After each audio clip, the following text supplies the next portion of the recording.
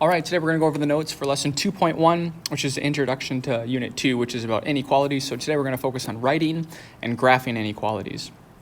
So we can see we have defined an inequality as some mathematical statement that compares two things. So for example, 4 is greater than 3. So we have some symbols that we're going to be using today, and then each of those symbols will have some key phrases that we recognize in English that we associate with those symbols. And one thing I want to add as a symbol here aside is I think we should add the not equal to. It's not listed in our table, but it's another inequality symbol. So what we're going to do is we're going to first start by writing things as inequalities. So the big thing with inequalities, the inequality sign always faces or opens towards, whatever way you want to think about it, the biggest value. So we're going to read this first one. So we have a number that's called C. So we'll start with C. And then it says plus 9. So we'll add 9.4. Now it says that number itself is greater than something. So when I see is greater, I know that that's that symbol here, but more importantly, that just means that this side is the biggest, so it needs to eat that side. Now it says greater than or equal to, so we use the correct or equal to, and then the number -6. Moving on to the next one, the number 6, so we can start with that number 6.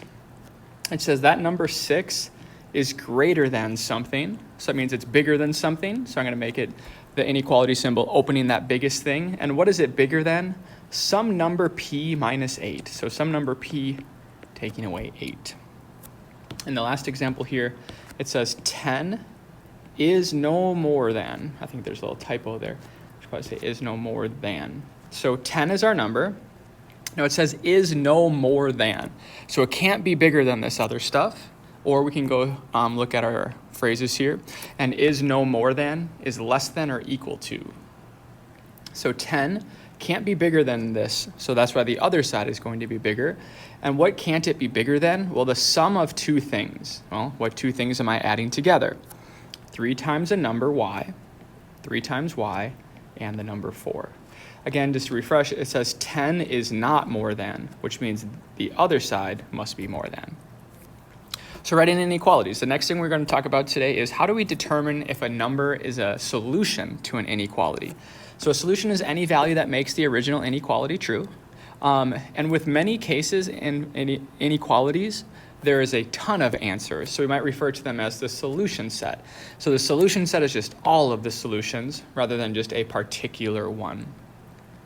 So number 2, the directions say, tell whether 3 is a solution to each inequality. So how do we determine if a value is a solution? All we need to do is plug it in. So once we plug it in, so is 3 a solution to this? So if I plugged in 3, what we want to do after we plug it in is see if it's true. So if I continue with my math here, 3 minus 7, that's -4. Is -4 greater than -5? Well, yes, that's true, right? If I look at a number line, -5 versus -4, -4 is farther to the right, so it's greater. So if this is true, then 3 is a solution. Moving over to example B, they want us to check 3 again. So wherever I see the variable, I'm going to plug in the number 3. So this turns into -9. Is -9 less than -12.5? Or in other words, I see this inequality symbol is eating the right side. So that means this number is supposed to be the biggest. Is -12.5 bigger than -9? And that answer is no. So this is not a solution because that inequality statement was false. In the last example, again, they want us to check to see if 3 is a solution to this inequality. So wherever I see 3, I would plug that in. So is 15 greater than or equal to 9 plus 6? In this case, it's kind of interesting. 15 isn't bigger than 15, but it is equal to 15. So as long as you meet one of those requirements, yes, this is true. So that means 3 is a solution.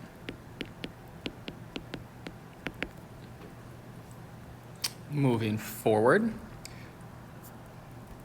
Once we know what a solution is, a lot of times, as I mentioned before, inequalities happen to have an infinite number of solutions. There's just so many numbers that would make it work.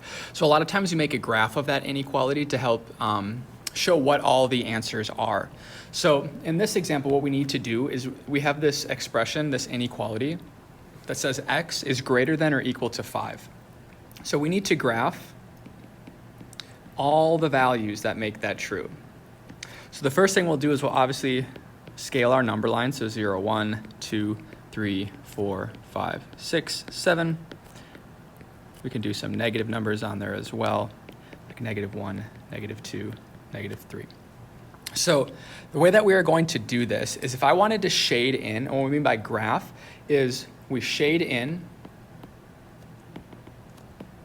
all the values that work. So if I wanted all my x values, in other words, we shade in the x's, what x values are greater than 5? Well, stuff like 6. So I could shade that number in. But so are all the numbers between 6 and 7. So 7 is bigger, so is 8, so is 9, so is 10. So I'm shading in all these numbers. But if I want the numbers bigger than 5, so like all these are, it's going to be really hard to indicate if I want to use 5 or not. So at the actual number that we see, we place a circle. And that circle will depend on the inequality symbol. So closed circles indicate that the value is a solution. So in other words, if we see something like greater than or equal to or less than or equal to, we'd want to place a closed circle at the important point. So at 5, we do want it to be equal to, so I'm going to put a nice big closed circle at 5. Now, here we have to put an arrow on the right side because I would continue to shade all those numbers forever and ever and ever. When we look at letter B, we see that we have a different inequality symbol, and the critical point here in the inequality is -4. We're going to use an open circle if that number is not included. So if we see like a less than or a greater than. So if we scale our axes,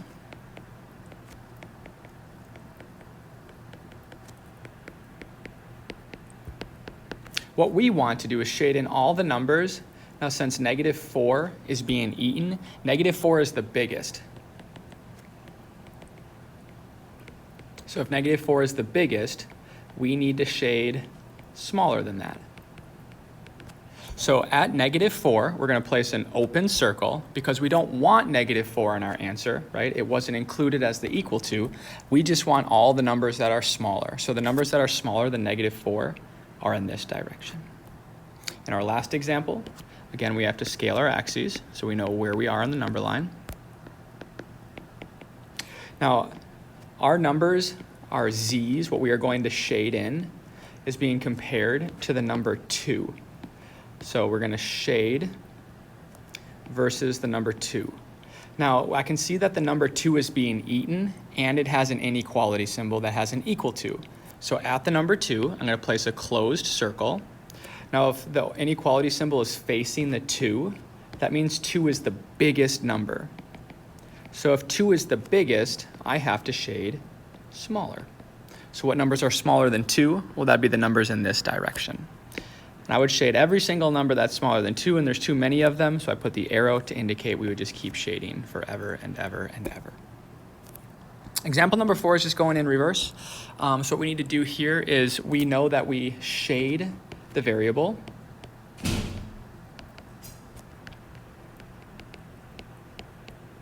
And circles go at the numbers that we see. So for instance, I'm just going to move this. We can actually write our inequality right on top of the graph. So what I see shaded, so all this stuff here is what was shaded in. So all this stuff here, those are my x's. This number is 1. I ask myself, what's bigger, everything I shaded in or the number 1? Well, stuff like 5, 6, 7, and 8, those are all bigger. So my numbers are being eaten because they're the biggest. And this circle was open, so I do not want to include 1, so I do not put an equal to sign. So this is my final answer. We can look at the next example. What we shade in, all of this stuff were all of the x's. I can see that the number 1 is very important. Now, which one's bigger? All the stuff I shaded in or the number 1? Well, stuff like -6, -7, -8, those are smaller than 1, which means 1 is the biggest. Now 1 is filled in, so I do need to put an equal to sign. So the final answer is x is less than or equal to 1. Final example here, we shade in the x's, so these are all of our x values. I can see that the number -6 is very important. I ask myself, what's bigger? Well, numbers like 1, 2, 3, 4, 5, the numbers that I shaded in, those are bigger, so the inequality symbol should open that way. And I do see that this is an open circle, so we do not include an equal to. That's our final answer there. So for our last kind of application problem, we need to write and graph an inequality. So kind of combining the skills. So if you are at least 15 and a half years old and enrolled in driver's ed, you can get a driving permit. So let's think about your age. Your age needs to be at least 15 and a half. So I need to compare your age to 15 and a half. And in order to be able to drive, your age would need to be 15 and a half, so it could be equal to, or it could be bigger, so my age would want to have the inequality symbol opening towards it. So if we wanted an inequality without a word, we could say something like x is greater than or equal to 15 and a half. So I can put 0 on my number line, here's 15, here's 16. So at the important point, 15 and a half, I'm going to put a closed circle because that age works to drive.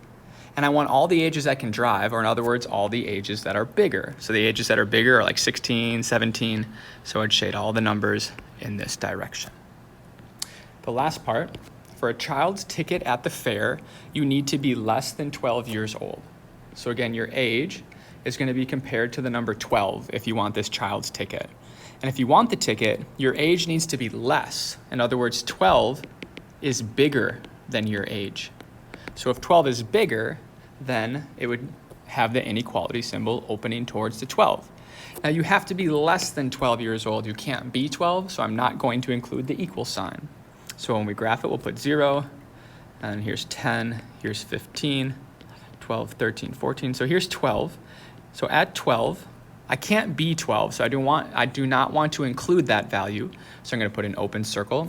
But all my ages need to be less, like 10 or 5 or 1. So all of these numbers would be shaded in. And I know the negatives don't really make sense, but on a number line, we would keep shading forever. So that's our introduction to inequalities, how we write them and how we graph them.